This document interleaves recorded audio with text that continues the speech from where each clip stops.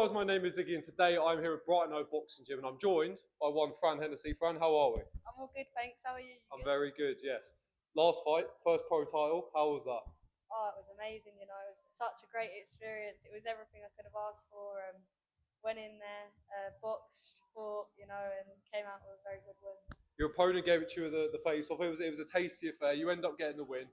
When you come up against an opponent like that, who's game, who's willing to fight, does it make it easier to fight someone like that compared to someone who just comes to shell up and survive?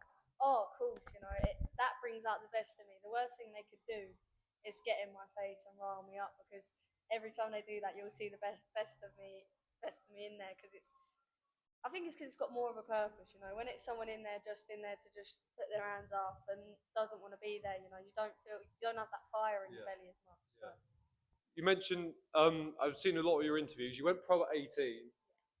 What is that like? Because very few fighters actually, they take their time going pro, they build up their amateur pedigree. What is that like going pro at such a young age? Do you know what? Since I was about 16, I always felt like I was made for the pros. I was always sparring pros. I was always doing pro rounds. I always had that style. So to be honest, like, the adjustment was quite natural. Like, going in there, it was just like, it just happened, and it felt really right, you know, turning pro. So yeah, it wasn't.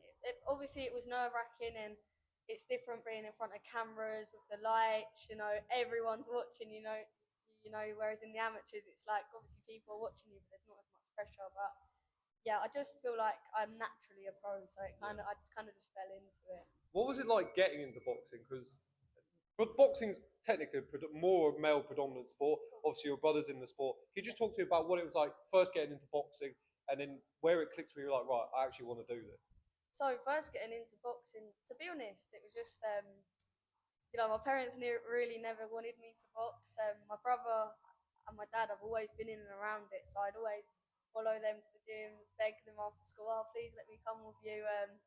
So I kind of just fell into it, and my dad kind of saw that I had a natural talent for it, and saw that I kept following him, I kept persisting, I kept wanting to box. So I think that for him and Michael as well, that it showed that I wanted to box, and you know, I had the heart for it. So I kind of just, you know, I fell in love with it, and I was around it, and that's kind of how it all happened in the end. You know?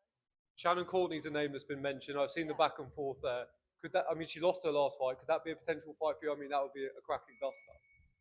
Look, she needs to build her name back up at the end of the day. You know, she's been disrespectful to me. That's not how I roll personally. I'd fight her tomorrow at the end of the day. She's nothing to me. Like, I'd literally fight her tomorrow. But what, like, she's lost her last fight. You know, she needs to build herself back up, and then maybe we can get it on for like the British title or something. You know, so yeah, it's one of them. It could be a massive domestic fight, but she needs to build herself back up. What is it like working with Boxer? They're a company that they're fairly new in the game. They've had their stick. They've had their ups and downs as they're a fairly new promotion. What is it like dealing with them on a day-to-day basis and fighting on their shows? Oh, you know, I've had only good experiences with Boxer. I like them all. We get on really well. We have a good relationship. They have a good relationship with my dad.